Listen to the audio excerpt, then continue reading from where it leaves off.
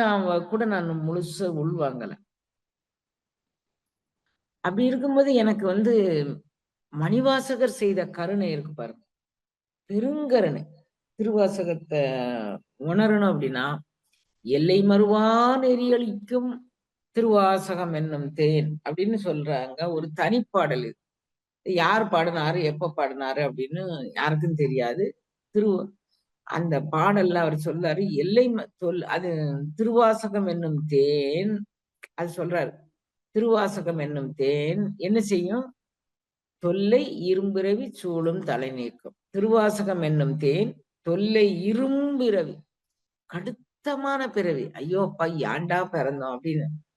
இந்த தொல்லை இரும்பிறவி சூழும் தலை நீக்கி அல்லல் அறுத்து திருவாசகம் என்னும் தேன் அல்லல் அறுத்து திருவாசகம் என்னும் தேன் ஆனந்தமாக்கு திருவாசகம் என்னும் தேன் எல்லை மறுவா நெறியல்.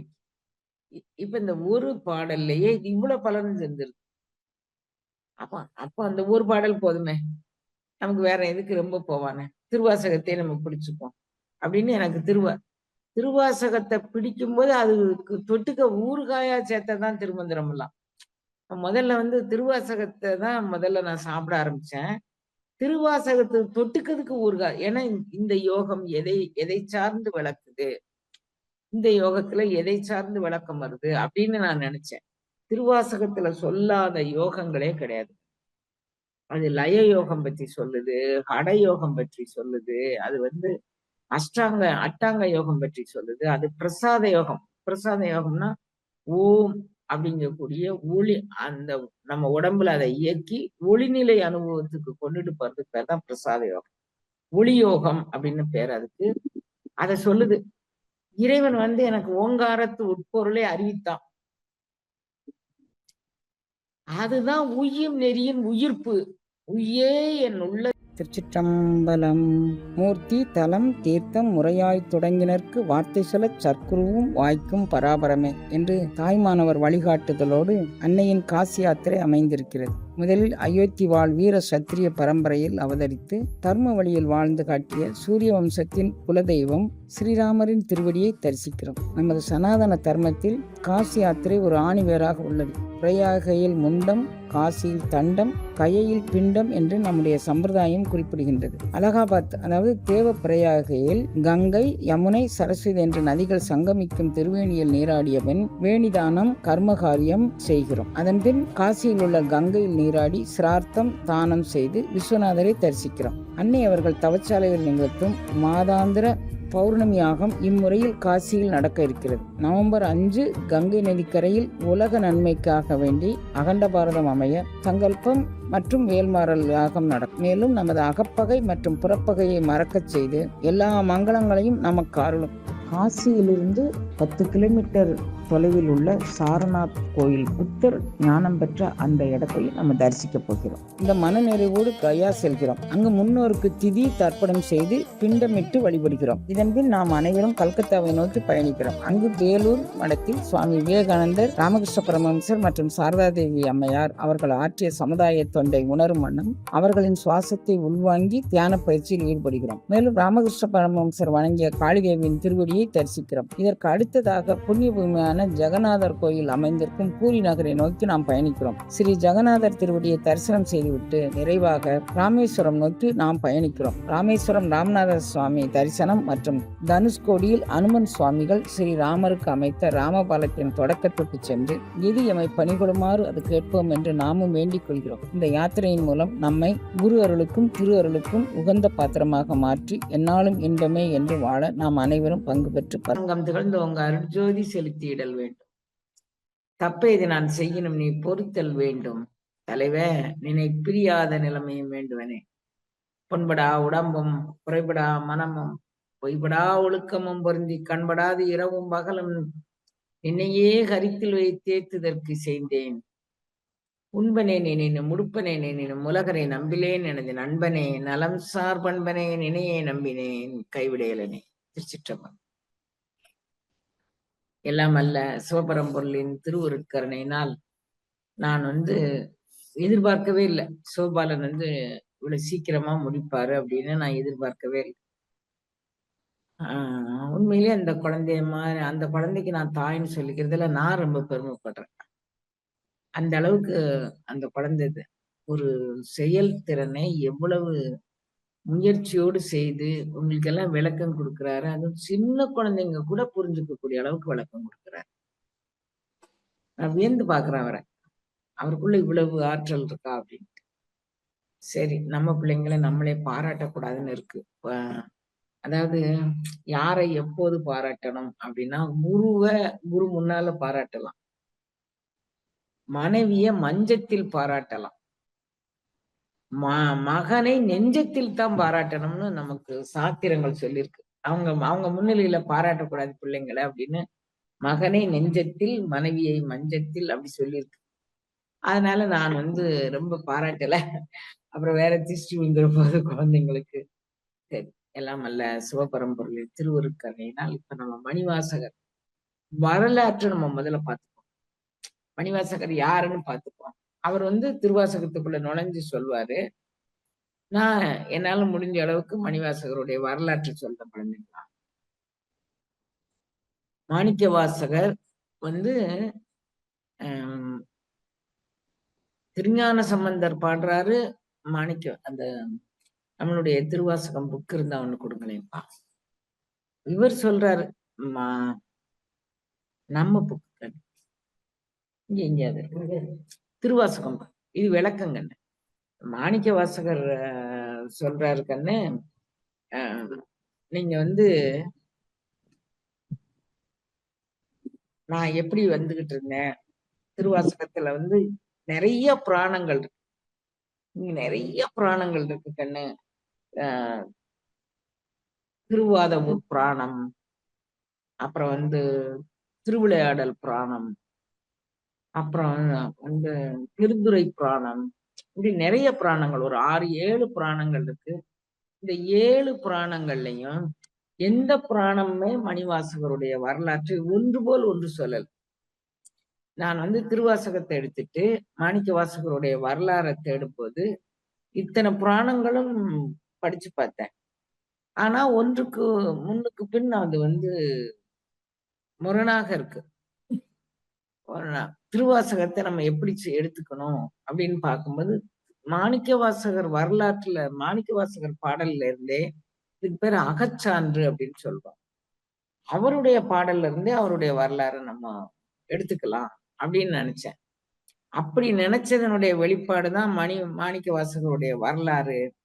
அந்த திருவாசகத்துக்கு இந்த யோக விளக்கம் அப்படி வந்தது. நான் திருவாசகம் அப்பா படிச்சு நான் படிச்சு தெரிஞ்சுக்கிட்டேன்.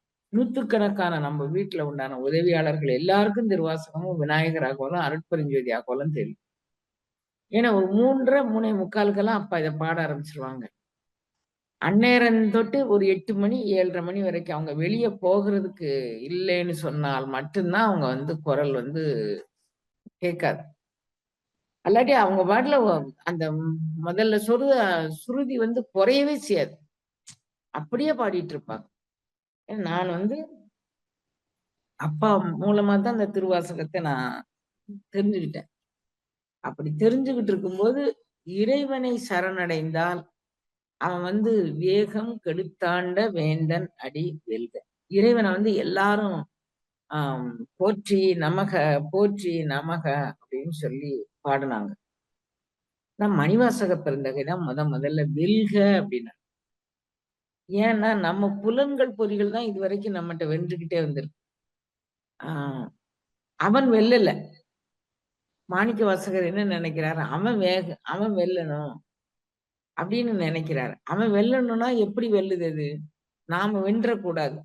யாராவது தோக்கணும்னு விரும்புவாங்களா? யாருமே தோக்க விரும்ப மாட்டாங்கல்ல. எல்லாரும் ஜெயிக்க தானே விரும்புவாங்க. ஆனா மாணிக்க வாசகர் தான் தோக்கணும் அப்படின்னு விரும்புறாரு. எங்க தோக்கணும்? கருவிகள் ஒடுங்கும் கருவிகள் எல்லாம் தோத்து போடும். அது என்ன கருவி, என்ன இது? நம்ம ரொம்ப அதுக்கு நம்ம முக்கியத்துவம் கொடுக்க வேண்டாம். நீ இறைவனை சரணடைஞ்சிரு. அடைக்கல 10 அப்படின்னு ஒரு 10 பாடல் பாடியிருக்கிறார்கள். இறைவன் அவர் முன்னால தோன்றுவான். ஏன் மாணிக்க வாசகர் மா மாணிக்கவாசகருக்கு நான் எதுக்கு ரொம்ப முக்கியத்துவம் குடுக்கேன் அப்படின்னு சொன்னா, மணிவாசகரை உள்வாங்கிக் கொண்டு நான் வந்து திகைத்து நிற்பேன். அவனே என்னை தேற்றுவான். அவருடைய ஒரு வார்த்தை கூட நான் உள்வாங்கல கண்ணு. காணான்னு இருந்ததுன்னா, அதுல அதுல இந்த சைடுல போடுத அந்த ஒரு கோட உள்வாங்குறதுக்கு நான் முயற்சி பண்ணிக்கிட்டு இருக்கேன். அப்போ திருவாசகத்துல அந்த தீனாவ கூட நான் முழுசா உள்வாங்கல. அப்படி இருக்கும்போது எனக்கு வந்து மணிவாசகர் செய்த கருணை இருக்கு பாருங்க. பெருங்கருணை. திருவாசகத்த உணரணும் அப்படின்னா, "எல்லை மறுவா நெறியளிக்கும் திருவாசகம் என்னும் தேன்" அப்படின்னு சொல்றாங்க. ஒரு தனிப்பாடல் இது. யார் பாடுனாரு, எப்ப பாடுனாரு அப்படின்னு யாருக்கும் தெரியாது. திரு அந்த பாடல்ல அவர் சொல்றாரு, "எல்லை அது திருவாசகம் என்னும் தேன்" அது சொல்றாரு. "திருவாசகம் என்னும் தேன் என்ன செய்யும்? தொல்லை இரும்பிறவி சூழும் தலை நீக்கும்." திருவாசகம் என்னும் தேன் தொல்லை இரும்பிறவி கடுத்தமான பிறவி. ஐயோ! அப்பா ஏன்டா பிறந்தோம் அப்படின்னு. இந்த தொல்லை இரும்பிறவி சூழும் தலை நீக்கி அல்லல் அறுத்து திருவாசகம் என்னும் தேன் அல்லல் அறுத்து திருவாசகம் என்னும் தேன் ஆனந்தமாக்கு திருவாசகம் என்னும் தேன் எல்லை மறுவா நெறியல். இப்ப இந்த ஒரு பாடல்லையே இது இவ்வளவு பலன் செஞ்சிருக்கு. அப்ப அப்ப அந்த ஒரு பாடல் போதுமே. நமக்கு வேற எதுக்கு ரொம்ப போவானே. திருவாசகத்தையே நம்ம பிடிச்சுப்போம். அப்படின்னு எனக்கு திருவாசகத்த பிடிக்கும்போது அதுக்கு தொட்டுக்க ஊறுகாயா சேர்த்ததுதான் திருமந்திரம்லாம். முதல்ல வந்து திருவாசகத்த தான் முதல்ல நான் சாப்பிட ஆரம்பிச்சேன். திருவாசகத்துக்கு தொட்டுக்கிறதுக்கு ஊறுகாய். ஏன்னா இந்த யோகம் எதை எதை சார்ந்து விளக்குது? இந்த யோகத்துல எதை சார்ந்து விளக்கம் வருது? அப்படின்னு நான் நெனச்சேன். திருவாசகத்துல சொல்லாத யோகங்களே கிடையாது. அது லய யோகம் பத்தி சொல்லுது, ஹட யோகம் பற்றி சொல்லுது. அது வந்து அட்டாங்க யோகம் பற்றி சொல்லுது. அது பிரசாத யோகம். பிரசாத யோகம்னா, ஓம் அப்படிங்கக்கூடிய ஒளி அந்த நம்ம உடம்புல அத இயக்கி ஒளிநிலை அனுபவத்துக்கு கொண்டுட்டு போறதுக்கு பேர் தான் பிரசாத யோகம். ஒளி யோகம் அப்படின்னு பேர் அதுக்கு. அத சொல்லுது. இறைவன் வந்து எனக்கு ஓங்காரத்து உட்பொருளை அறிவித்தான். அதுதான் உய்யும் நெறியின் உயிர்ப்பு. உய்யே என் உள்ளத்துள் ஓங்காரமாய் நின்ற. அவன் வந்து எப்படி நின்றான் அப்படின்னா வெய்யாய். அவன் என்னுடைய யோகக் கனலாக நின்றான். வெய்யின்னா வெப்பம். சூரிய பகவான். அவன் என் உள்ளத்துக்குள்ள ஒரு பெரும் நெருப்பாக நின்றான். இது ரொம்ப சிம்பிளான வார்த்தை மாரி நமக்கு தெரியுங்க அண்ணே. அத நீங்க இன்னும் ஆழமா ஒரு வார்த்தை கூட தெரிஞ்சா போதும். "வெல்க பேரருள் வெல்க பெருஞ்சு" அவன. அவன் நாதன் முதல்ல போற்றி சொன்னாரு. நமச்சிவாய வாழ்க நாதன் தாழ்வா. போற்றி சொன்னாரு. அதுக்கப்புறம் வந்து வெல்க வெல்கன்னு பாட ஆரம்பிச்சார். அந்த வெல்க இப்ப நம்ம திருவாசகம் அப்படின்னு சொன்னா, நம்மளுடைய சிறுமை வென்று விடக்கூடாது அவனுடைய பெருமை வெல்லணும்னா, இதுல 658 பாடலுக்கும் இதிலேயே விளக்கம் வருதுன்னு விளக்கம் சொல்றாங்க. சொல்லுக்கு நம்ம வந்து இலக்கிய விளக்கம் எல்லாம் இதுக்கு இதுக்கு கூடாதுங்க. இலக்கிய விளக்கத்த படிச்சு நம்ம என்ன பண்ண போறோம்? நீங்களே நெனச்சு பாருங்க. எவ்வளவோ காலங்காலமாக நம்ம மனது வந்து பராக்குல போயிட்டு, காலம் காலமாக பராக்குல போயிட்டு, இப்போ வந்து இன்னும் மீண்டும் மீண்டும் அத பராக்குல போக வைக்கக்கூடாது அப்படிங்கிறது, அம் நான் உணர்ந்துகிட்டேன். நீங்க வந்து பராக்குல நிக்காதீங்க அப்படின்னு இறைவன் வந்து எனக்கு உணர்த்துனா மாரி நான் உணர்ந்துகிட்டேன் கண்ணு. அதனால நான் வந்து இனி பராக்குல நிக்கிறதுக்கு நமக்கு அவகாசம் இல்ல. அங்க இங்க பார்க்கக்கூடாது அப்படின்னா, பராக்கு இல்லாம இருக்கிறதுக்கு நம்ம என்ன செய்யணும் அப்படிங்கும்போது அவர் சொல்றார். நீ வந்து இந்த யோகத்தை எப்படி பயிலணும் அப்படின்னா, ஆ நீ யோகத்தை பயில்வது பப்பர வீட்டிருந்து உணரும். பரபரப்போடு பயிலாதப்பா. திருவாசகத்த பரபரப்பா போய் படிக்காதப்பா அப்படிங்கிறார். அப்போ பரபரப்பு இல்லாம அடையக்கூடியது யோகம் அப்படிங்கக்கூடிய ஒரு விஷயத்தை எவ்வளவு சுலபமா சொல்றாரு. வீட்டு இருந்து உணரும். பப்பு அற பரபரப்பு இல்லாமல் ஒரு இடத்துல உட்காரேன். ஒரு இடத்துல உட்கார்ந்து அமைதியா சிந்தனை பண்ணிப்பார். அத அத அவரு அப்படியே மெதுவா நம்மள கூட்டிட்டு போறாரு கண்ணு. எப்படி கூட்டிட்டு போறாரு அப்படிங்கக்கூடியது பிரமிக்க வைக்கக்கூடிய அளவுக்கு அவரு கூட்டிட்டு போறாரு கண்ணு. பப்பர வீட்டிருந்து உணரும் நின் அடியார் நீ பப்பர வீட்டிருந்து உணர்னா என்னம்மா கிடைக்கும்? அடியார் பழங்குடில் தோறும் எழுந்தருளும் பாரு. குடில் அப்படிங்கிறது இந்த இந்த வீடுமா, இந்த இந்த உடல். இத வந்து அவர் பல இடங்கள்ல ஊத்தை சிறுகுடில் அப்படின்னு சொல்றாரு. இந்த வீட்டை பழங்குடில் அப்படின்னு சொல்றாரு. நீ வந்து பழங்குடில், எதுப்பா பழங்குடில் அப்படின்னா, எல்லா ஜீவர்களுக்குள்ளும் அவன் குடியிருக்கிறது அவனுடைய குடிசை. எறும்பு உடலுக்குள்ள அவன் இருக்கிறான். அவன் இல்லாட்டி எறும்பு ஊராது. சின்ன சின்ன அதல், புதல் அப்படின்னு உண்டு. ஒரு நாள் உயிர்த்து எழக்கூடியது, அரை நாள் உயிர்த்து எழக்கூடியது, இதெல்லாம் அதல், புதல் அப்படின்னு திருமந்திரத்தில் சொல்றார். அந்த அதல் புதலுக்குள்ள கூட அவன் இல்லைன்னா காரியம் ஆகாது குழந்தைங்களா. அவன் இல்லைன்னா அது பறக்குமா, சாப்பிடுமா, தூங்குமா, இனவிருத்தி பண்ணுமா, ஒண்ணுமே செய்யாது. அவன் இருக்க போய் தான் இவைகள் எல்லாமே இதனுடைய வேலையை செய்யுது. அப்போ நான் வந்து அஹ், நான் மணிவாசகருடைய வரலாறு உங்களுக்கு ஒரு ஒரு மாதம் சொல்லுவேனா, ஒரு நாள் சொல்லுவேனா எனக்கு தெரியல கண்ணு. ஆஹ் அவர் விளக்கம் சொல்லட்டும். நான் ஒரு 1/2 மணி நேரம் நான் உண்மையிலேயே நீங்க எல்லாம் பேசுறத ஒரு ஆடியன்ஸா கேட்கதான் நான் விரும்புறேன். நான் வந்து ஒரு மௌனமாக இருக்கதான் நான் விரும்புறேன்.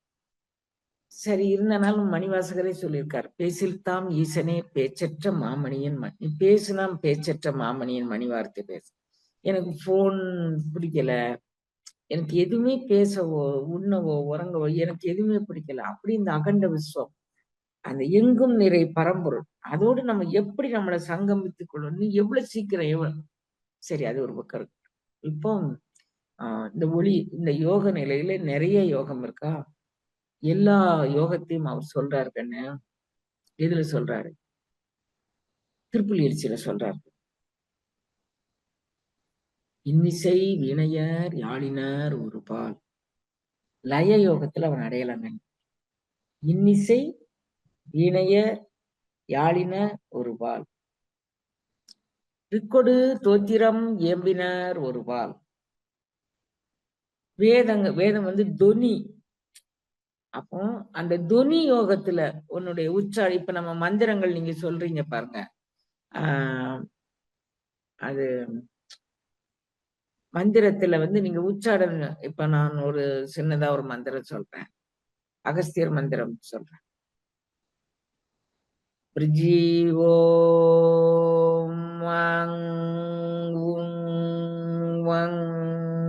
சிவய நமவோ. இது யுகத்திற்கும் பரத்திற்குமான மந்திரம். பில்லி சூன்யம் பெரும்பகையாக கலக்கூடியது. நோய் நொடிகள்ல இருந்து நம்மளை காத்து கொள்ளக்கூடியது. இதுக்கு நிறைய விசாலமான பொருள் சொல்லலாம். இந்த தொனி இருக்கு பாருங்க. இதுக்கு விளக்கம் என்னம்மா அப்படின்னா, இதுக்கு விளக்கம் கிடையாது. அந்த தொனி, இந்த உச்சாடனம்னு சொல்லுவாங்கல்லப்பா அது. அப்போ இந்த தொனிக்கான மந்திரங்கள் அது திருவாசகம் சொல்லுது. இவைகள் என்னவோ நான் பெரிய ஸ்காலர்ன்னு நினைச்சுக்காதீங்க குழந்தைங்களா. இறைவன் உணர்த்த நான் உணர்ந்து கொண்ட சின்ன சின்ன விஷயம். அவன் எனக்கு உணர்த்தியது, அவன் கருணையால் செய்தான். எனக்கு அதை வந்து முழுமையா உங்களுக்கு உணர்த்த முடியும் அப்படின்னு எனக்கு தோணல கண்ணு. இருந்தாலும் சொல்றேன். எத்தனை யோகத்தை சொல்றாங்க. இன்னிசை வீணையர் யாழினர் ஒரு பால். ரிக்கொடு தோத்திரம் இயம்பினர் ஒரு பால். துண்ணிய பிணைமலர் கையினர் ஒரு பால். இங்க பாருங்க, இங்க இறைவனை அடைவதற்கு துண்ணிய பிணைமலர் கையினர் ஒரு பால். இது அடயோகங்கள். இது ஒரு யோகம். தொழுகையர், அழுகையர், துவள்கையர். இது ஒரு யோகங்கள். அஞ்சலி யோகம். தொழுகையர், அழுகையர், இது ஒரு யோகங்கண்ணே. என்ன இறைவனை வந்து பெற்றுக்கொண்ட போது புற அமுதாக கண்ணில் நீர் வடிதல், வாயில் உமிழ் நீர் சுரத்தல், இவைகள் எல்லாம் புற அமுது அப்படின்னு யோக சாத்திரம் போகுது. அப்ப இந்த அமிர்தை பெற்றுக் கொள்ளுதல். தொழுகையர், அழுகையர், துவள்கையர். உருள்வலை வர்றதும் ஒரு யோகங்கள். உருள்வலை வர்றதை பத்தி கேள்விப்பட்டிருப்பீங்க நான் நம்புறேன். ஆம், அவன் ஒரு இடத்துல தொடங்கி அப்படியே உருண்டுகிட்டே போறது. நம்ம எந்த கோல் வச்சிருக்கோமோ அத. தொழுகையர், அழுகையர், துவள்கையர் ஒருபால். சென்னியில் அஞ்சலி கூப்பினர் ஒருபால். கை 2யும் அப்படி உயர தூக்கி, இது ஒரு வகையான யோக முத்திரை கண்ணு.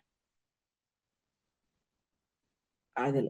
அப்போ இத்தனை தரப்பட்ட மக்கள் இருக்கிறாங்க. ஒரு இ இன் நம்ம இந்து சனாதன தர்மத்தில் இத்தனை தரப்பட்ட யோகா இருக்குன்னா, அத்தனை தரப்பட்ட மக்களும் இருக்கிறாங்க கண்ணு. இவ்வளவு பேர் இருக்கிறாங்க. சென்னியில் அஞ்சலி கூப்பினர் ஒருபால். திருப்பெருந்துறையுரை சிவபெருமானே, அப்ப என்னை எனக்குள்ள புகுந்து எழுந்தருள மாட்டியா நீ? அப்போ நமக்குள்ள இறைவன் எழுந்தருளுவான்.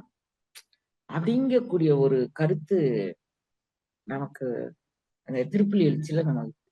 அப்ப இறைவனை வந்து திருமேனில இருக்கதாக பாவித்துக் கொண்டு, நாம் அவனுக்கு வந்து ஒரு அர்ச்சனை, ஆராதனை, திருப்பலி எழுச்சி. எது திருப்பலி எழுச்சி எங்க?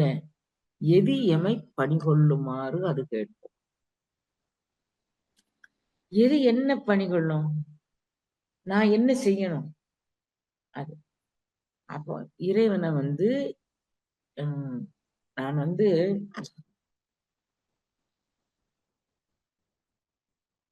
நிறைய விஷயங்கள் உங்களுக்கு சொல்லணும்னு நினைக்கிறேன். எனக்கு ஏதோ தெரியல கண்ணு. நான் என்ன உங்களுக்கு சொல்லப் போறேன்? இதுக்கு ஒரு வகுப்பு தேவையா? இப்படி பேசாம இருக்கிறதுக்கு. அதுக்கு இவர் சொல்றத நானும் கேட்டுட்டு, நீங்களும் கேட்டுட்டு இருக்கலாம். அவரு நாளைக்கு சொல்றேன்ட்டாரு. அ ஒரு 15 நிமிஷம் எனக்கு குடுத்தா போதும்ப்பா. நீங்க நெறைய கருத்து வச்சிருக்கீங்க. மக்களுக்கு சென்றடையிட்டது. திருவாசகம் பற்றி. அப்போ அம் இறைவன் வந்து இறைவன் வந்து எங்கோ ஒரு திருமேனியில இருக்கிறான். அவன் அ பஞ்சலோக திருமேனி, கல் திருமேனி, அது மாரி. நீங்க அப்படி நினைக்காதீங்க குழந்தைங்களா. சுதை திருமேனி, உங்களுக்குள்ள இருக்கிறான் அப்படின்னு நினைங்க. அப்படின்னு கத்து தந்தார் பாருங்க. எனக்கு அது ரொம்பவே பிடிச்சிருந்துச்சும்மா. ம். அதனால எனக்கு இத என்ன சொல்ல? இத எப்படி நான் எடுத்து சொல்ல? சரி. இப்ப நம்ம மாணிக்கவாசகர் வரலாறு இந்த விளக்கங்கள்லாம் தம்பி குடுப்பாரு. நான் இடையில இடையில உங்களுக்கு ஏதாவது குடுக்குறேன். அது வேற விஷயம். இப்ப மணிவாசகருடைய வரலாற்று பதிவுக்கு நம்ம போறோம். இந்த மாணிக்கவாசகருடைய வரலாறு திருப்பெருந்துறை புராணத்துல ஒரு மாதிரி இருக்கு. திருவிளையாடல் புராணத்துல ஒரு மாதிரி இருக்கு. திருவாதவூர் புராணத்துல ஒரு மாதிரியா இருக்கு. அப்புறம் ஆ வேற ஒரு புராணம். இப்படி நெறைய ஒரு 5 புராணம் இருக்கு கண்ணு. 5 புராணத்திலும் ஒன்றோடு ஒன்று ஒத்துப் போகல். அப்ப அவருடைய புராணம் தான் என்ன சொல்லுது? அப்படின்னு சொல்லி நம்ம நம்ம யோசிக்கிறோம். அப்ப நம்ம திருவாசகத்தை சரணடைவோம். உன்னுடைய புராணம் எங்களுக்கு சொல்லக்கூடிய வழித்துறை என்ன? அப்படின்னா, அது முதல்லயே நான் திருவாசகம் சொல்லிச்சு, அவனுடைய பேரருள் வெல்ல வேண்டும். நம்மளுடைய சிறுமை வென்றுவிடக் கூடாது. அப்படின்னு அது சொல்லுச்சு. திருவாசகம் எனக்கு அறிவுறுத்தியத நான் உங்ககிட்ட சொல்றேன். அப்ப வெல்கனின் பேரருள், வெல்கனின் பெருஞ்சேர். அதனால நான் வந்து வெல்க, வெல்க, வெல்கன்னு நான் 6 முறை அவன போற்றி துதிச்சேன். ஒரு மந்திரம் மாரி வச்சுக்கிட்டோம். அப்படின்னு சொல்லி ஒரு 6 முறை வெல்க, வெல்க, வெல்கன்னு சொல்றாரு கண்ணு. அது ஆரம்பத்திலே வந்து அந்த வெல்கவ அவர் போட்டாரு. இது கூட தெரியாம நான் உங்களுக்கு பாடம் எடுக்கிறேன் பாரு. என்ன அது இந்த யோகத்துல உள்ள நம்ம உச்சாணி கொம்ப சொல்றார் பாருங்க. இறைவன வெல்கன்னு அவருக்கு எப்படி சொல்லணும்னு தோணுச்சு பாருங்க. வேகம் கெடுத்தாண்ட வேந்தன் அடி வெல்க. வேகம் கெடுத்தாண்ட வேந்தன் அடி வெல்க. என்ன வேகம்? எல்லாரும் கோபத்துல, தாபத்துல, ஆங்காரத்துல, மமகாரத்துல, காமத்துல, பெரும் தீனி உண்பதில், அப்புறம் வந்து ம் பெரும் போகம் அனுபவிப்பதில், அது எந்த விதமான போகமானாலும் இருக்கட்டும். அந்த போக அனுபவம் எல்லாத்திலும் பெருமூச்சா தான் வருது. இந்த யோகம் வந்து திருவாசகம் காட்டக்கூடிய யோகம் அப்படிங்கக்கூடியதுல நான் தெரிஞ்சுகிட்ட விஷயங்கள் நான் உங்கள்ட்ட சொல்றேங்க. அப்ப இறைவன் மணிவாசகர் என்ன சொல்றாரு? வேகம் கெடுத்தாண்ட வேந்தர் அடி வெல்க. வேகம் கெடுத்தாதான் கண்ணு பிறப்பு அறுபடும். நம்ம பிறப்பு நம்ம வாசிய நம்ம சீர்படுத்தாத பட்சத்துல பிறப்பு அறுபடாது. அப்ப பிறப்பருக்கும் பிங்ககந்தன் பெய்களன். நம்ம பேசிட்டே இருக்கிறோம்னு வச்சுக்கோங்க. இவங்க யார் வாரா? அவங்க யார் வாரா? அவங்க யார் வாரா? பார்த்துட்டே இருக்கிறோம்னு வச்சுக்கோங்க கண்ணு. நம்ம புறச்சிந்தனையில என்னத்தையோ ஒண்ண கவனத்தை சிதற விடும். அப்படி வச்சுக்கோமே பேச்சுக்கு. ஆனா இவங்களை கண் சென்று பற்றக்கூடிய ஒரு கருவி கண். மீதியெல்லாம் காதுல ஓசை வந்து விழுந்தாதான் கேட்கும். வாயில சாப்பாடு போட்டு விழுந்தாதான் கேட்கும். இது கண்ணு மட்டும் எங்க போனாலும் இந்த புடவை நல்லா இருக்கு, இந்த நெக்லஸ் நல்லா இருக்கு, அவங்க வச்சிருக்க கார் நல்லா இருக்கு, அவன் வச்சிருக்க வீடு சென்று பற்றக்கூடியது கண்ணு. அப்ப இவர் என்ன நினைக்கிறாரு? வேகம் கெடுத்தாண்ட இந்த வேகம் எப்போது எனக்கு கெடுத்து ஆளப்படும் அப்படின்னு அவர் யோசிக்கிறார் பாருங்க. அந்த மூச்சு சீராக ஆகும்போது இந்த வேகம் மூச்சு வேகம் இருக்கு பாருங்க, அதை சமனப்படுத்தும். வேகம் கெடுத்தாண்ட வேந்தன் அடி வெல்க. அந்த வேகம் கெடுத்தால்தான் பிறப்பு அறுபடும். பிறப்பருக்கும் பிங்கிகந்தன் பெய்கழல்கள் வெல்க. சரி, இதே மூச்சு இதே மூச்சு நம்மகிட்ட இருந்துகிட்டே இருக்கு கண்ணு. இந்த மூச்சு நம்மகிட்ட இருந்துகிட்டே இருக்கு. அந்த மூச்சை நம்ம உணர்தமா? நம்ம மூச்சு விடாம வாழ முடியாது அப்படிங்கிறது தெரியுமா நமக்கு? தெரியாது கண்ணு. மூச்சு விடாம நம்மளால வாழவே முடியாது.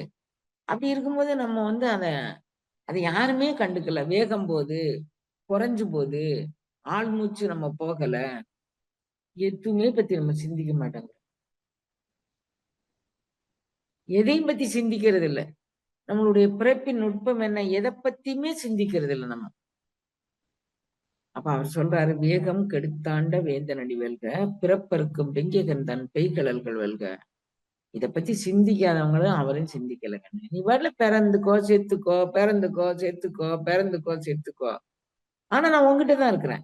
நான் இல்லைன்னா நீ கையை அசைக்க முடியாது, கால் அசைக்க முடியாது, நாவை அசைக்க முடியாது, எதையும் அசைக்க முடியாது. நான் உன்னிடம் இருப்பதால் நீங்க எல்லாம் இதை செஞ்சுக்கிறீங்க. அதான் அவர் சொல்றார், புறத்தார்க்கு சேயோந்தன் பூங்கழல்கள் வெல்க. அவனை பத்தி நினைக்கல. மூச்சு நம்ம வாசியை பத்தி நினைக்கல, சிவத்தை பத்தி நினைக்கல. சிவம் நம்முள்ள இருந்து இயக்கி கொண்டிருக்குங்க கூடிய இயங்கலை பத்தி நம்ம நினைக்கல. அப்போ அப்படியெல்லாம் நினைக்கல அப்படிங்கிற பட்சத்துல அவன் செய்யும். அண்மையா யாருக்கு இருக்கான்? யார் அவனை ஓதாதே உள்குவார் உள்ளிருக்கும் உள்ளான். நமக்கு உத்தரவாதம் செய்யறாரு. நீ நினைக்கல, உன் வாசி ஓடுது, குடுகுடுன்னு ஓடுறோம், குடுகுடுன்னு ஓடியாரோம். அவசர தேவைக்கு ஓடாமலாம் இருக்க முடியாது.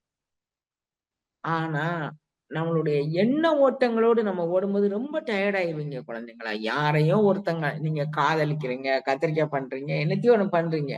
எவ்வளவு மூச்சு அதுல வீணாகும் தெரியுமா குழந்தைங்க?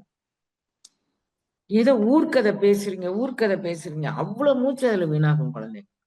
அதை பத்தியே நமக்கு தெரியாது. ஆயுள நம்ம குறைச்சுக்கிட்டே வாரோம். அத சொல்றாரு, நீ அப்படி குறைக்காதப்பா. வேகம் கெடுத்தாண்ட வேந்தனடி வெல்க, பிறப்பருக்கும் பிங்கைகந்தன் பெய்கழல்கள் வெல்க, புறத்தார்க்கு செய்யோந்தன் பூங்கழல்கள் வெல்க. இப்ப பாருங்க, இந்த அஞ்சலி முத்திரை இருக்கு பாருங்க. இந்த அஞ்சலி முத்திரை பெஸ்ட் முத்திரை. கரம் குவிவார் உண்மைகளும் கோண்கடல்கள் வெல்க. நீங்க கையெடுத்து கும்பிடுறீங்கன்னு வச்சுக்கோங்களேன். இந்த கையெடுத்து கும்பிடுறதுல எல்லா புலன்களும் அப்படியே ஒடுங்குங்க. நம்ம நிறைய பேரை கையெடுத்து கும்பிடுவோம். அவங்களுக்கு கையெடுத்து கும்பிடுறதுக்கு அவங்களுக்கு அவகாசம் கிடையாதுங்கன்னு. சில பேர் சிரிப்பாங்க, சில பேர் சிரிக்க கூட மாட்டாங்க, சில பேர் தலையசைப்பாங்க பாருங்க. அப்ப அவங்களுக்கு எல்லாம் எப்படி கண்ணு யோகம் சித்தி ஆகும்? கரங்குவிவார் உண்மைகளும் கோண்கடல்கள் வெல்க. அவங்க உள்ளத்துக்குள்ள இவன் தன்னாலே போய் இருந்துக்குவான். உனக்கு அஞ்சலி முத்திரை பண்ணனாலே எங்கும் இல்லாத மகிழ்ச்சி உங்களுக்கு சேரும் அப்படின்னு உத்தரவாதம் கொடுக்கிறாரு. யோகத்தினுடைய பார்ட் அண்ட் பார்சல் தான் முத்திரை கண்ணு. அப்போ கரங்குவிவார் உண்மைகளும் கோன்கடல்கள் வெல்க. சிரம் குவிவார் ஓங்குவிக்கும் சீரோன் கடல்கள் வெல்க. பணிவாக தண்டனிட்டேன் என்று சொல்லடி ஞான சபை தலைவனுக்கு தண்டனிட்டேன்.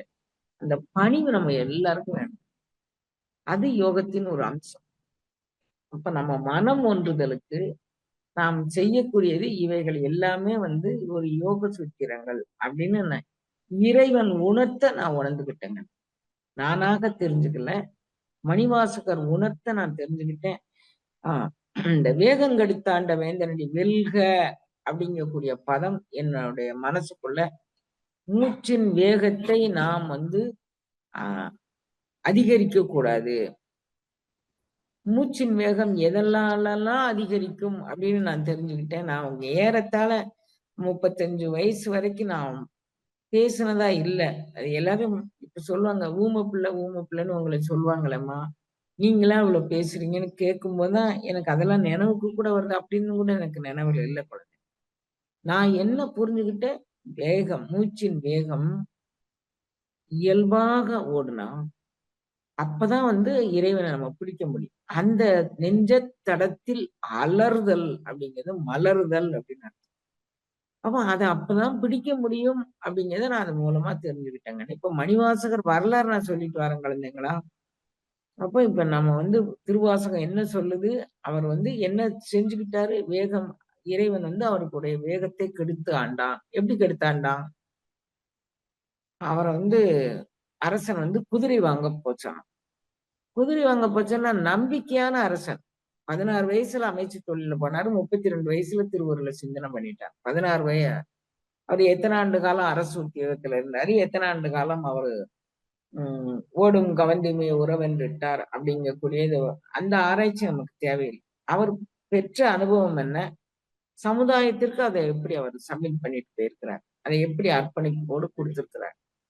அவரை தேடி வரும்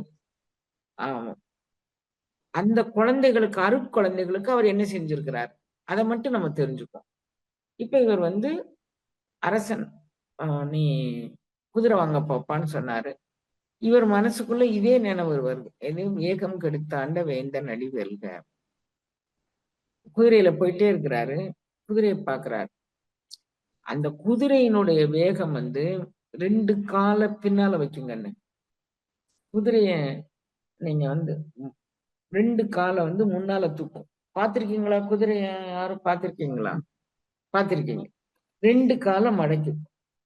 அப்போ 4 அங்குல காற்றை நீ உள் வாங்கிக்கிட்டேனா, நீ உனக்கு மொத்தம் 16 வீச்சுல உனக்கு காற்று நீ உள் வாங்கி வெளியிடுற. அதை கொஞ்சம் கொஞ்சமா சுருக்கிக்கிட்டு வேகம் கெடுத்து ஆளும்போது 12 அங்குலத்துக்கு நீ சுருக்கிக்கணும். அப்ப இவர் குதிரையில தானே போய் குதிரை வாங்க போறாரு. அந்த குதிரை இவருக்கு ஒரு ஞானாசிரியனாக இருந்து செயல்படும். அப்போ இறைவன் சொல்றான், அடே நீ இந்த பிறவி குதிரை வாங்க வேடா பிறந்த, மா ஏற ஏறி மதுரை நகர் புகுந்து. மானா என்ன? குதிரை. வேறொரு குதிரை இருக்குடா உனக்கு. அந்த குதிரை வாசி குதிரைக்கு பேர் குதிரை. யானையும் சுழிமுனை ஆற்றலுக்கு பேர் யானைகள். இத இறைவனே கைதான் நெகிழ விட. கை அப்படிங்கக்கூடியது ஒழுக்கம் அப்படிங்கக்கூடிய ஒரு பேர்ல சுழிமுனை தும்பிக்கை அப்படிங்கக்கூடிய ஒரு பொருள்ல வருது. இது எல்லாமே இறைவன் மணிவாசகருக்கு உணர்த்தினான். மணிவாசகர் எனக்கு உணர்த்தினார்கன்னு அதை நான் உங்களுக்கு சொல்றேன். மா ஏற ஏறி மதுரை நகர். மதுரை நகர் எங்க இருக்கு? துவாத சாந்தம். நீங்க மதுரைக்கு மேலக்கோபுர வாசல் வழியா போட்டீங்கன்னா ஒரு தூண்ல ஒரு போர்டு வச்சிருப்பாங்க, இது துவாத சாந்த பெருவழி. பார்த்திருக்கீங்களாப்பா? பார்த்ததில்ல. ஒரு தூண்ல ஒரு போர்டு வச்சிருப்பாங்க கண்ணு, மேலக்கோபுர வாசல் வழியா உள்ள நுழைஞ்சீங்கன்னா. நான் வருஷத்துக்கு ஒரு 4 வாட்டினாலும் மதுரைக்கு போயிட்டு இருந்தேன். இப்ப 30 வருஷம் 35 அப்பாவுடைய காலகதிக்கு பிறகு நான் வெளியே எங்கேயுமே போறதில்லை. அப்பா பலம் எனக்கு ஏதோ பெரிய உலகத்தையே சாதிக்கிற மாதிரி இருந்துச்சு. அதுக்கப்புறம் நான் நானும் என்னுடைய வாசியை மட்டும் பத்தி சிந்திச்சுக்கிட்டு இருப்போம் அப்படின்னு இருந்துட்டேன். ஏறத்தாழ 35 வருஷம் மேல நான் வெளிய போல குழந்தை. அப்போ அந்த போகும்போது நான் எல்லா கோபுர வாசல் வழியாவும் போயிருக்கிறேன். மாயே அந்த குதிரை வந்து இது வந்து துவாதசாந்த பெருவழி ஸ்தலம் அப்படின்னு அதுல போர்டு இருக்கும்.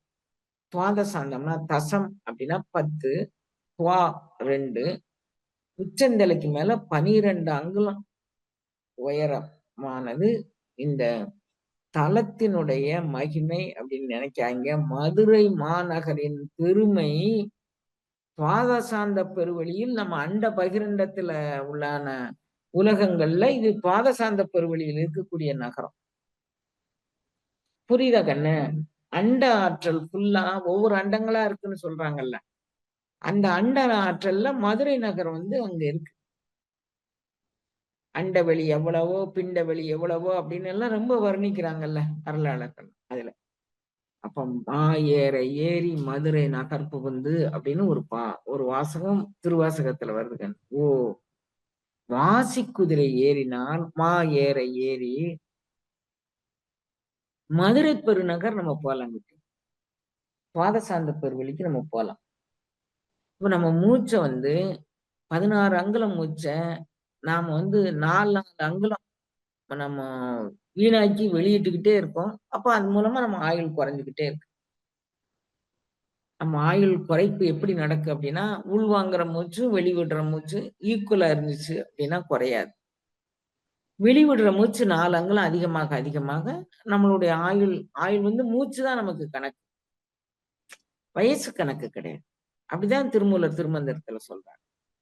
அப்ப மூச்சு எத்தனை மூச்சுன்னு உன் தலையில எழுதியிருக்கோ அத்தனை மூச்சு வரைக்கும் நம்ம விட்டாக்கணும். அந்த மூச்சை நம்ம எப்படினாலும் விட்டுக்கலாம்.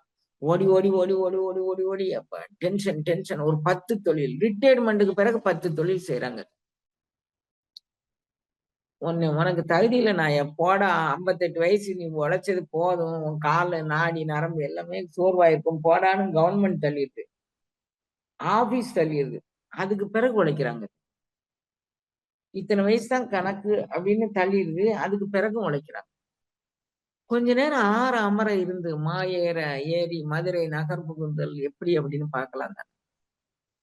இவங்க எல்லாம் கஞ்சிக்கு இல்லாதவங்க இல்ல, உழைக்கிறவங்க எல்லாம் 10 வீடு வச்சிருக்கிறாங்க கனி, எனக்கு தெரிஞ்சு 5 கார் வச்சிருக்கிறாங்க, மீண்டும் உழைக்கிறாங்க. உழைச்சிட்டு இதோட நிறுத்திக்கலாம்னு நினைச்சேன், இன்னும் நிறுத்த முடியல. இதெல்லாம் நிறுத்திக்கலாம்னு நினைக்கிறேன், நான் நிறுத்த முடியல. ஏன்னா எனக்கு என்னைய சமாதானப்படுத்த கொஞ்சம் சொல்ல மாதிரி என்கிட்ட சொல்லுவாங்க பாரு.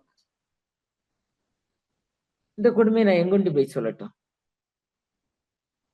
கொஞ்ச நேரம் அமைதியா உட்கார்ந்து ஆரவாரமற்ற இடத்துல நம்ம இறைவனை உணர்வதற்கு தத்துவங்களோடு கூடக்கூடாது, உண்மையான மெய்யடியவர்கள் கூட கூடணும்னு இவர் சொல்றாருங்க. மணிவாசகர் சொல்றார். அப்ப அவர் தெரிஞ்சுக்கிட்டாரு, ஏற ஏறுனா மதுரை பெருநகர் போகலாம் அப்படின்னு தெரிஞ்சுக்கிட்டாரு. அவர் தெரிஞ்சுக்கிட்டதை நமக்கு சொல்றார். நீங்க வந்து இதுதான் அடைய வேண்டிய உங்களுடைய கோல்.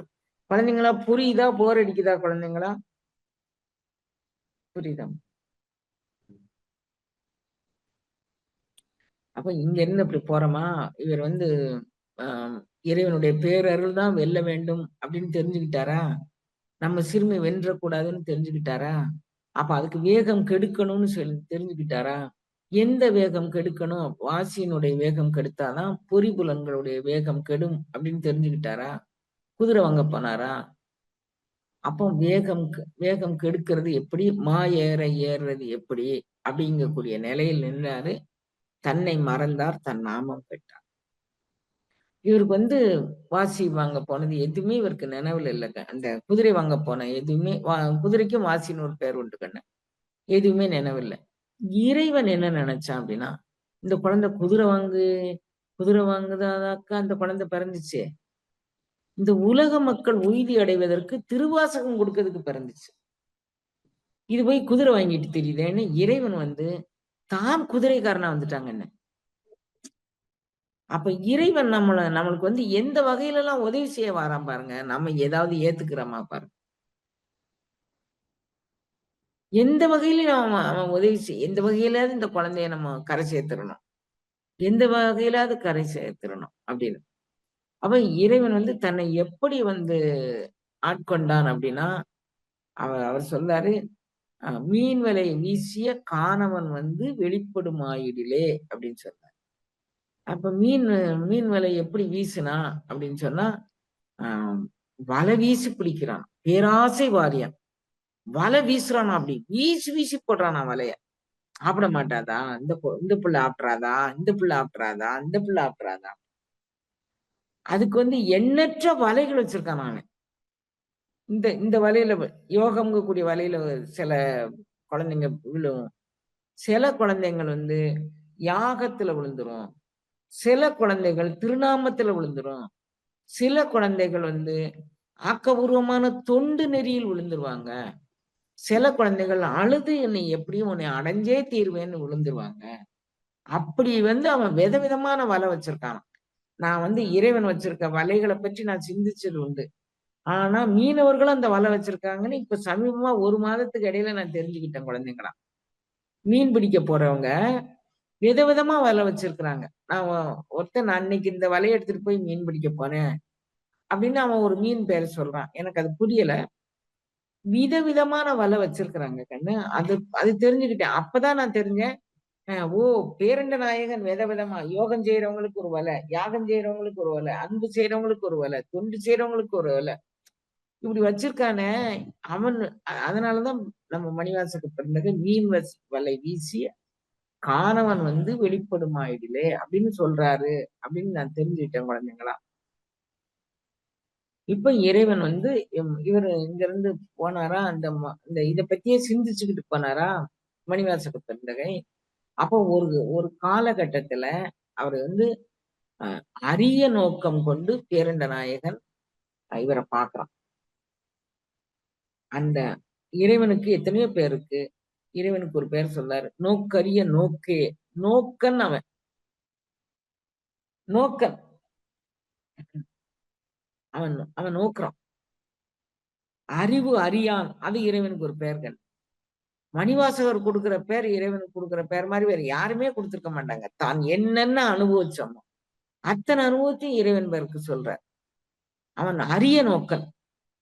அதனால அவன் அந்த அரிய நோக்கம் கொண்டு என்ன பார்த்தான். அந்த அரிய நோக்கம் என்ன செஞ்சுச்சு? நுணுக்கரிய நுண்ணுணர்வே. அரிய நுண்ணுணர்வு குடுத்துச்சு. நுண்ணுணர்வு என்ன? இந்த வாசியினுடைய நுட்பங்கள் என்ன? நுண் உணர்வு. அறிவு கொண்டு அத உணர முடியாது கண்ணு.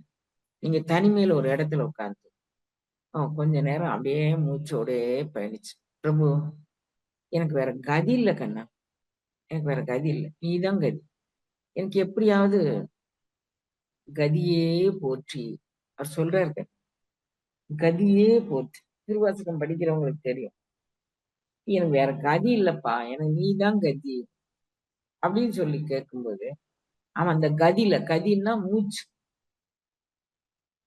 அதுல நின்னு அவன் அருட்கருணை செய்கின்றான். இப்ப மணிவாசகர் போயிட்டாரு. அரிய நோக்கம் கொண்டு அவன் என்ன செய்றான்? நீ எப்பண்டா வெளிய வருவான்? இவன் அரண்மனைக்குள்ளலாம் உட்கார்ந்துகிட்டு இருக்கான். நீ எப்ப வெளிய வருவான்? எப்ப வெளிய வருவான்? எப்ப வெளிய வருவான்? ஏற்கனவே கோயிலுக்கு உள்ளார ஒரு அன்பர் இருந்தாரு. அந்த அன்பர போய் சுப்பிரமணிய பட்டர். அவர்தான் அபிராமி பட்டரா மாறுறாரு பின்னால. அவர கோயிலுக்குள்ள போய் பிடிச்சாரு. இவரு பரவெளியில பிடிச்சுட்டாரு. ம ம மணிவாசக பெருந்தகை பரவெளியில பிடிச்சுட்டாரு. பாக்குறாரு. அரிய நோக்கம் கொண்டு இவர பார்த்தாரு. அவரு என்ன, இவன் எப்ப வெளிய வருவான்? இப்ப விட்டுறக்கூடாதுல்ல. இந்த நோக்கு வரும கண்ணு இப்படி பார்க்கணும். அந்த குழந்தைங்கள இப்படி பார்க்கணும். அரிய நோக்கம் கொண்டு அப்படி பார்த்தோம்னு வச்சுக்கோங்களேன். அந்த குழந்தைங்க கண்ணுக்கு உள்ளார போயி, இது வந்து நெஞ்ச தடத்த போய் அப்படியே சுடணும். அப்படியே போட்டு. இப்ப அரிய இவரு ஐ கான்டாக்ட்ன்னு இப்போ சுலபமா சொல்றாங்க. அ அந்த ஐ கான்டாக்ட்ல அவர் பார்த்துட்டாரு. கண்ணால. பார்த்ததும் அந்த கண் வழியே ஊடுருவக்கூடிய அந்த காந்த அலைகள் இவர் கண் வழியே இதனாலதான் வந்து உபதேசம் பண்ணும்போது 2, 2, 4 பேர் 2, 2, 4 செவி தான் கேட்கணும்னு சொல்றோம். இது அதிநுட்பமான ஒரு எத்தனை நானோ டெக்னாலஜி கொண்டானாலும் உங்களால பார்க்கவே முடியாது ராஜா. அனுபவிச்சு உணர்ந்தாதான் பார்க்க முடியும். அந்த கண் வழியா அப்படி வந்து உள்ள வந்து பாயுது பாருங்க. உண்மையிலே வந்து நான் என்னுடைய 12 அல்லது 13 வயதுக்கு உள்ளாரதான் இருக்கும் குழந்தைங்களா எனக்கு கண் போயிருச்சு. இந்நேர வரைக்கும் அவன் என் கண்ணுக்குள்ள நின்னு செயல்படும். எந்த மருத்துவத்தாலும் இத வந்து குணப்படுத்த முடியாது அப்படின்னு சொல்லிட்டாங்க. நானும் 2 முறை தான் மருத்துவத்துக்கு போனேன். ஏன்னா, அவர் நீ மருத்துவத்துக்கு போ வேண்டாம்ன்னு சொல்லிட்டாரு.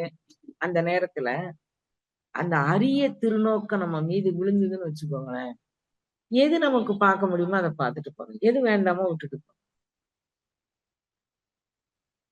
இவ்வளவே தான். சும்மா இத பார்த்து, அத பார்த்து, அத பார்த்து என்ன பண்ண போறோம்? பார்த்து என்ன பண்ண போறோம்? மனம் வந்து பாயும். அலைபாயும். அப்படி பாய விடக்கூடாதுன்னு சொல்றாரு மணிவாசக பெருந்தகை. அவருடைய வாழ்க்கையில அப்படி அலைபாய விடாம. இவர் பார்த்தாரா? Eye contact. எதிரால நின்னு பார்த்தாரு. இப்படி வருவாரா? அப்படி வருவாரா? அப்படி மாணிக்கவாசகர் எப்ப வெளிய வருவாரு? எப்ப வெளிய வருவாரு? எப்ப இவ்வளவு பெரிய நூல் எழுதினவருக்கு இயற்பெயர் என்னன்னு தெரியாது கண்ணு.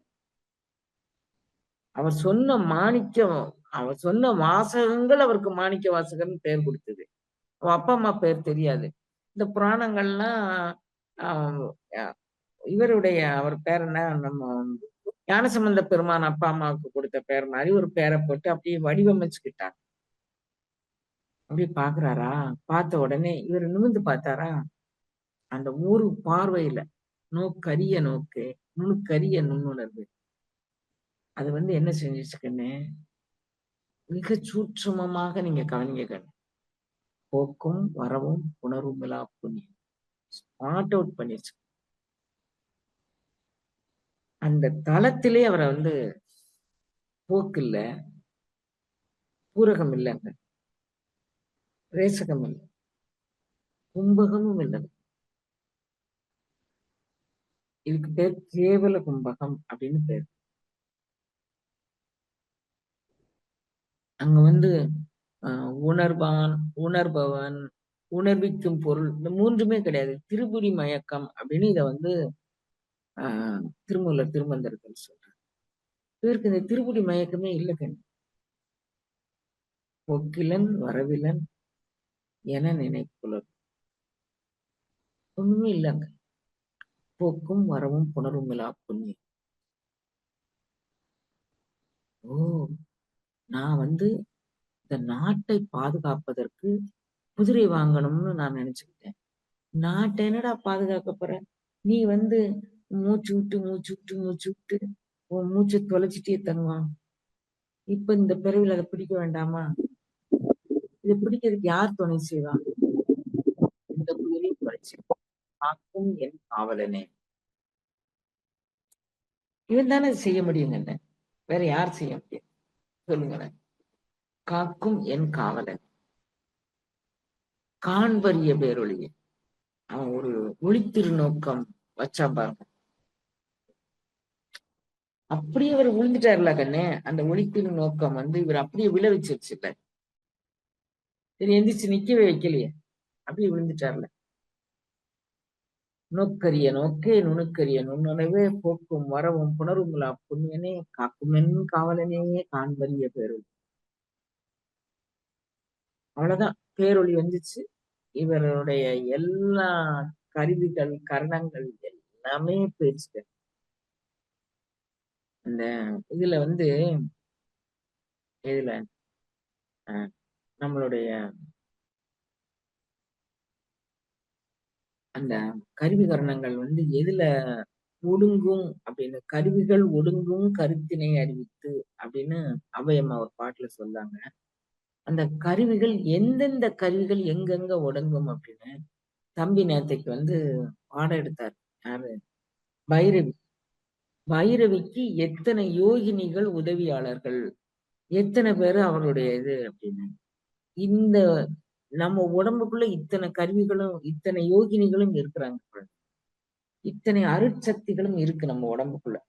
எத்தனையோ கோடான கோடி ஆற்றலை வச்சுதான் இந்த கருவி. நீங்க எந்த ஒரு ரோபோ அமைச்சிருக்கீங்க கண்ணு. ஒரு ரோபோ உங்களுக்கு நீங்க எந்த காம்பனன்ட் போட்டு அதுல அது நீங்க வாங்க அப்படின்னு வரவேற்கிற மாரி ஒரு ரோபோ பண்றாங்க. அப்புறம் வந்து விசிறி விடுற மாதிரி பண்றாங்க. அப்புறம் வந்து நம்ம கேட்ட கேள்விகளுக்கெல்லாம் அது பதில் சொல்லுது. நான் ஒரு ரோபோ பேசுறத கேட்டேன். கேட்கும்போது, அது என்ன மாரி வடிவமைச்சிருக்காங்கன்னு ரொம்ப வியந்து போனேங்கன்னு. அத வந்து 2000 இப்ப நடந்த தேர்தல்ல யார் ஜெயிப்பா? அப்படின்னு அந்த ரோபோட்ட கேட்கறாங்க. மத்திய அரசாங்கத்துல யார் ஜெயிப்பா? மோடிஜி ஜெயிச்சுருவாரான்னு ரோபோட்ட கேள்வி கேட்கறாங்க. அது பட்டுன்னு பதில் சொல்லுச்சு. எலக்ஷன் நேரத்துல கேட்க வேண்டிய கேள்வி, நேரத்துக்கு நேரம் டென்ட் மாறும். அந்த ரோபோ பதில் சொல்லுச்சு கண்ணு. அப்போ எப்படி செட் பண்ணி வச்சிருக்காங்க. நேரத்துக்கு நேரம் அந்த பிரசன்ஸ் ஆஃப் மைண்ட் கூட. நேரத்துக்கு நேரம் டென்ட் மாறும். அந்த நேரத்துல கேட்டீங்கன்னா, நான் அப்ப சொல்றேன். அப்படின்னு சொல்லி முடிச்சிருச்சு. அந்த ரோபோ வந்து. நான் பார்த்துட்டு, ஓ! தொழில்நுட்பம் எவ்வளவு வளர்ந்திருக்கு. அப்படி சொல்லி நான் அப்படி கொஞ்ச நேரம் இருந்தேன். அந்த தொழில்நுட்பம் கோடி நம்ம இந்த உடல் அமைப்பு, இந்த கட்டமைப்பு இருக்குல்ல கண். கண் பார்வைக்கு ஒரு நரம்பு கண். காது கேட்கறதுக்கு ஒரு நரம்பு. பேசுறதுக்கு ஒரு நரம்பு. சுவாசிக்கிறதுக்கு ஒரு நரம்பு. இனவிருத்தி பண்றதுக்கு ஒரு நரம்பு. கழிவுகள் வெளியேற்றுவதற்கு வெவ்வேறு கழிவுகள், திடக்கழிவு வெளியேற, திரவக்கழிவு வெளியேற, வெவ்வேறு வேர்வை வெளியேற. இந்த தொழில்நுட்பம் யாராலும் அமைக்க முடியுமா கண்ணு? யோசிக்கிறார் மணிவாசன். நான் வந்து குதிரை வாங்க வந்துட்டேன். குதிரை வாங்க வந்துட்டேன். ஆம், நான் நாட்ட பாதுகாத்துருவேனா? இல்லாட்டி இந்த அரசன் தான் நாட்ட பாதுகாத்துருவான். யார் பாதுகாத்துருவா? காக்குமென் காவலனே. அவன் காவலன். அவனுக்கு காவலன்னு ஒரு பேர் கொடுக்கிறார் கண்ணு. எத்தனை பேர் கொடுக்கிறாரு இறைவனுக்கு? நோக்கன், அரிய நோக்கன், நோக்கரிய நோக்கன், உணர்வு, என் உயிரே போற்றி உணர்வே போற்றிங்கிறார் கண்ணு. உணர்வு, நோக்கரிய நோக்கு, நுணுக்கரிய நுண்ணுணர்வு அப்படின்னு வேற சொல்றார். அதுதாங்க இந்த வாசியோட தொழில்நுட்பம். அதை இறைவன் உணர்த்தினா நம்மளால புரிஞ்சுக்க முடியுங்கண்ணே. நீங்க எனக்கு எங்கேயோ போய் எப்படியோ நிக்கிறீங்களேன்னு எனக்கு ரொம்ப ஆதங்கமா இருக்கு கண்ணு. நீங்க திருவாசகம் உங்களுக்கு உணர்த்தும் அப்படின்னு எனக்கு ஒரு நம்பிக்கை இருக்கு. ஏன்னா நான் வந்து எந்த முயற்சியுமே செய்யல. கடையவனிலும் கடையவன். இந்த வாசகங்கள்ல வந்து நான் 2 1/2 மணி நேரம், 2 மணி நேரத்துக்குள்ள ஒரு முற்றோதல் பண்ணுவேன். என்ன லட்சணமா பண்ணுவேன்னு பார்த்துக்கோங்க. அந்த முற்றோதல்ல இந்த வார்த்தைகள் என்னை பிடிச்சுக்கிடுச்சு. இந்த வார்த்தைகள் நுண்ணுணர்வுனா என்ன? அரிய நோக்கம் என்ன? அது நமக்குள்ள என்ன வேலையை செய்யும்? அம்மாரி. அப்போ இது இவரு அந்த அந்த பேரொளிய பார்த்தாரா? நோக்கரிய நோக்கு, நுணுக்கரிய நுண்ணுணர்வே, போக்கும் வரவும் புணர்வுமிலா பொன்னியனே, காக்கும் என் காவலனே. இவன் தான் நம்மள காக்க முடியும். நம்ம குதிரை வாங்கி ஒண்ணும் செய்ய போறதில்ல. வரிய பேரொளி. அது என்ன பண்ணுச்சு? ஐ கான்டாக்ட் இப்படி குடுத்தாரா? அவர்தான் குடுக்க வச்சிருப்பாரு. இவர் எங்க குடுத்திருப்பாரு? இவர் எங்கேயோ பராக்கு பார்த்திருப்பாரு. அந்த இடத்துல வந்து நின்னு பிடிச்சுக்கிட்டாரு. அததான் சொல்றாரு. அவரே இன்னொரு இடத்துல சொல்றாரு. "இத்தந்திரத்தில் காண்டும் என்று இருந்தோருக்கு அத்தந்திரத்தில் அவ்வையின் ஒளித்தும்." நீ பிடிக்க நினைச்சா நான் பிடிக்க முடியாதா? நானா உன் வலையில பிடிபடுவேன். நீ வீசுற வலையில நான் பிடிபடுவேன். நான் அதுக்கான வலைய நீ வீசு. அன்பு கொண்டு வீசு. சொல்லார் கண்ணு. கலந்த அன்பா. அன்பு கலந்து வீசுடா. இவரு வரிய பேரொளிய பார்த்தாரா? அது இவருக்குள்ள அன்பு கலக்க சொல்லுச்சா? கலந்த அன்பு. அன்பு கலந்து அப்புறம் என்ன செய்யணும்? இவ்வளவு டெக்னாலஜி என் உடலுக்குள்ள வச்சிருக்கிறான். போக்கு என்னன்னு வச்சிருக்கிறான். வரவு என்னன்னு வச்சிருக்கிறான். புணர்வு என்னன்னு வச்சிருக்கிறான். நான் நான் கண்ணால பார்த்த உடனே அவன் ஒரு பேரொளிய வீசினான். அந்த பேரொளி என்னை இப்படி வேதித்தது. இப்படி ஒரு வித்தகம் பண்ணியது. நான் இதுக்கு போய் அடங்காம நான் என்னத்த போய் செய்ய? சாப்பிட்டு, தூங்கிட்டு, இனவிருத்தி பண்ணிட்டு, ஐய்யய்ய! அத அப்படி நினைச்சாரா? அவருக்கு தன்னை மறந்தார் தன்னான்னு கேட்டார். உட்கார்ந்துட்டார். இவர் கொண்டுட்டு போன குதிரை, கொண்டுட்டு போன சொத்து, ராஜா வந்து இவரை எண்ணி எடுத்துட்டு போய் சொல்ல கண்ணு நீ அள்ளிட்டு போன்ட்டாரு. ராஜா இவரை நீ அள்ளிட்டு போ அப்படின்னு சொல்லிட்டாரு. இது என்ன வச்சிருக்காங்க அம்மா புஸ்தகம்னு கேட்டிருக்காங்க. இதான் வச்சிருக்காங்க. அப்போ இத பார்த்தாரா? இத பார்த்துட்டு இறைவன் வந்து தன்னை எப்படி ஆட்கொண்டாரு அப்படிங்கிறத சொல்றாரு. கொஞ்சம் கொஞ்சமா கொண்டுட்டு போறேன் நான். இந்த பேரொளி பிழம்பு அப்படியே இவரை முழுங்கிக்கிடுச்சு. என் நெஞ்சில் மன்னி யானாகி நின்றானே அப்படிங்கிறது. அப்ப நான் வேற, அவன் வேற இல்ல. என் நெஞ்சில் மன்னி. அப்புறம் அவருக்கு என்ன வேலை இருக்கு கண்ணு? அவரே சிவமாயிட்டாரு. யானாகி நின்றானே எவ்வளவு அத்தாரிட்டியா கொடுக்கிறாரு. நம்ம எல்லாரும் சிவமா ஆகலாம்னு ஒரு உத்தரவாதம் கொடுக்குறாரு பாத்தீங்களா? எனக்கு ரொம்ப மணிவாசகர்ட்ட பிடிச்சது. நம்ம மாதிரி கடையனாயினும் கடையனாயினையும் மணிவாசகர் ஆட்கொள்வார். ரொம்ப பிடிச்சது.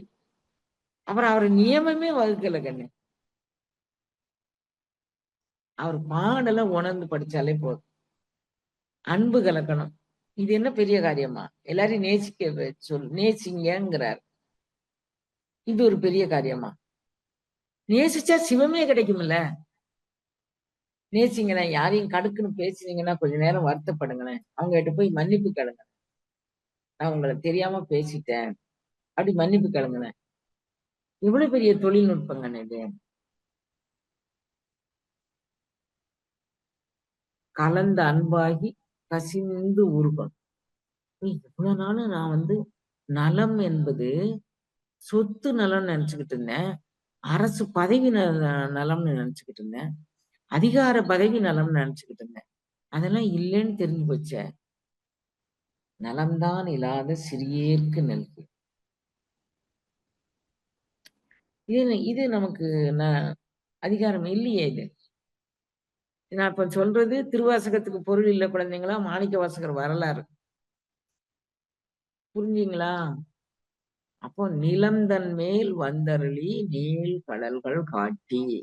இதுதான் அந்த யோகத்தினுடைய உச்சநிலை. நிலம் எது? இந்த இந்த உடம்ப பூமியோட பஞ்சபூதங்கள்ல மண் தத்துவத்தை நிறைய கொண்டது இந்த உடல். நிலந்தன் மேல் வந்தருளி இந்த உடலுக்குள்ள அவன் இறங்கிட்டான். இது பின்னாலதான் சொல்றாரு, யானாகி என் நெஞ்சில் மன்னி நின்றான் அப்படின்னு.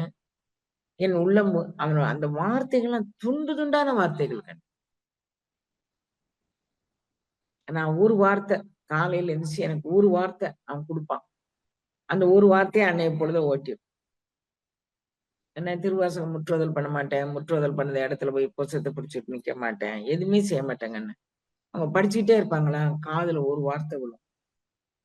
அந்த ஒரு வார்த்தை தான். அதுக்கப்புறம் முன்ன என்ன படிச்சாங்க, பின்ன என்ன படிச்சாங்க, எனக்கு எதுவுமே விழாது குழந்தை.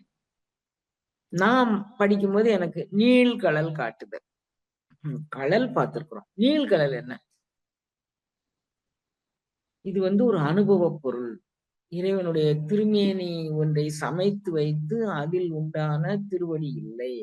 கடல் என்பது, தாள் என்பது, அடி அனுபவம் என்பது ஒரு அனுபவ பொருள்.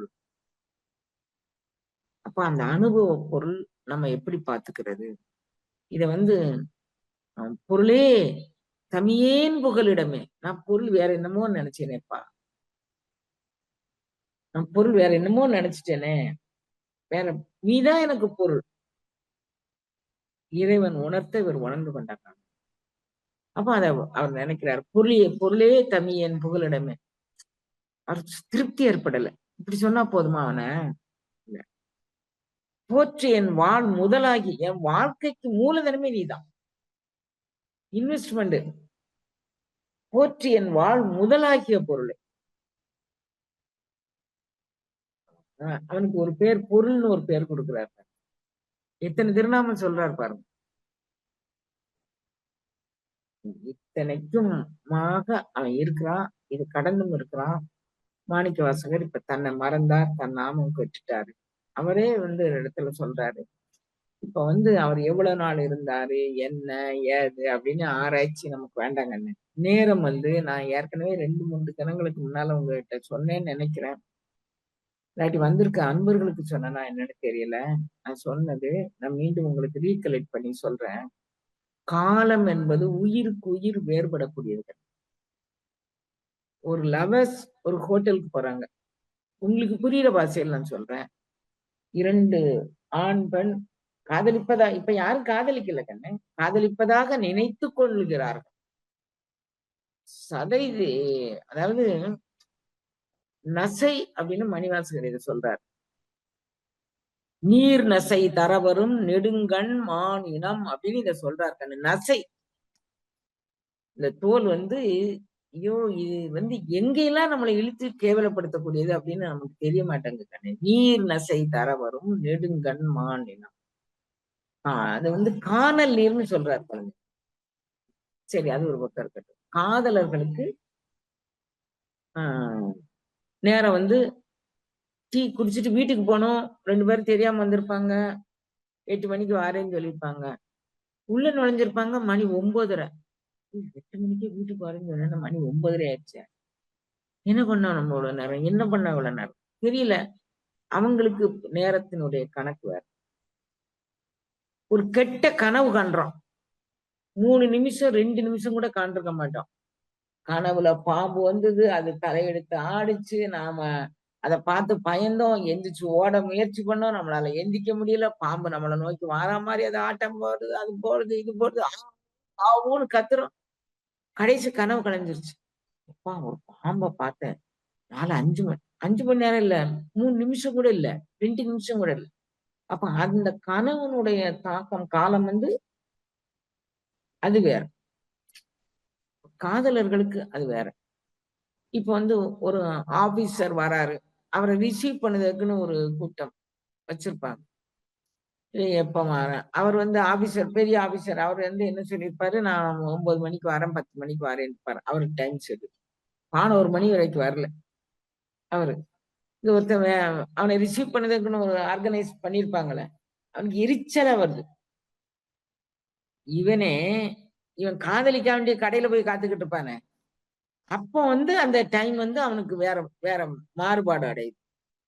இத வந்து புலவர் கீரன் வந்து இந்த காலத்தினுடைய வரலாற்ற பத்தி சொல்லும்போது, அது ரொம்ப ஒரு கற்பனையோடு சொல்லுவாரு பாருங்க. இவன் காதலிக்காண்டி எப்படி காத்துக்கிட்டு இருந்தான் அப்படிங்கிறதையும், ஆபீசருக்காண்டி எப்படி காத்துக்கிட்டு இருந்தான் அப்படிங்கிறதையும் ரொம்ப ஒரு டிஃபரன்ஷியேட் பண்ணி அவ்வளவு விலாவாரியா சொல்லுவாரு.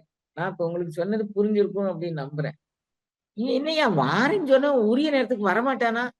அப்படின்னு. ஆனா அவளுக்கு காத்துட்டு இருக்கும்போது என்ன சொல்லும்?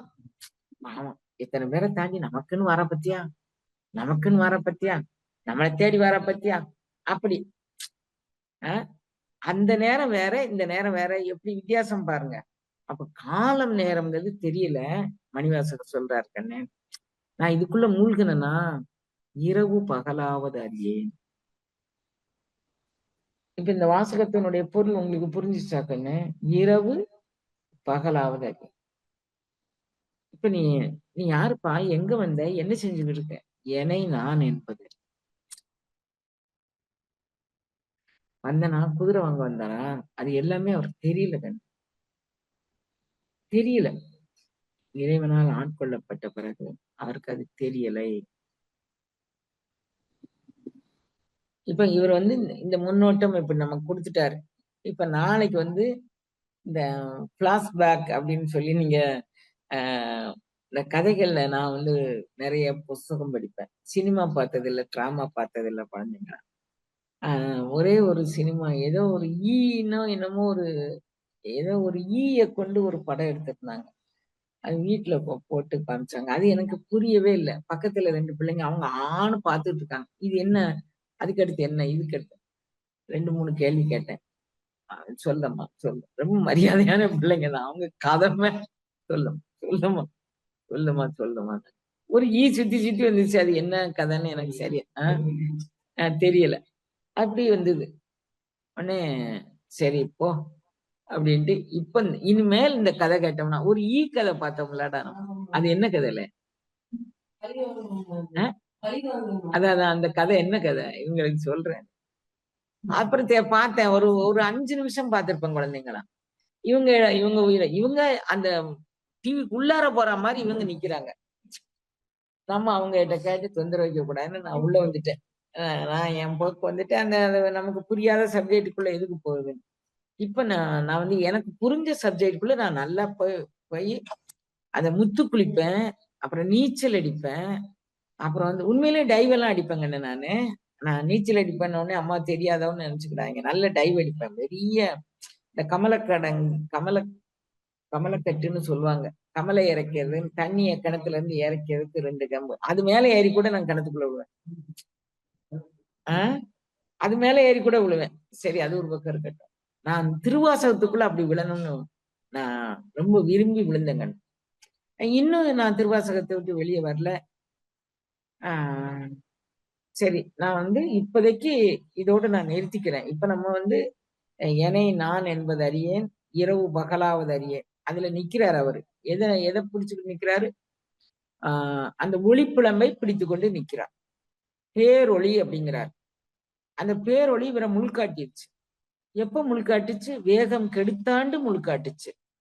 அப்புறம் அரிய திருநோக்கம் கொண்டு முள்காட்டுச்சு. புரிஞ்சுக்கிட்டீங்களா குழந்தைங்களா? அரிய திருநோக்கம் கொண்டு. அப்போ நோக்கு வர்மம் அப்படிங்கக்கூடிய ஒரு வர்மக்கலை மூலமாக இந்த இந்த புலன்களை, இந்த பொறிகளை சுருங்க வைத்துக் கொண்டது. உலகியல் இச்சைக்கு உட்படாத வண்ணம். இதுல எவ்வளவு தொழில்நுட்பம் இருக்குன்னு நீங்க தெரிஞ்சுக்கோங்க.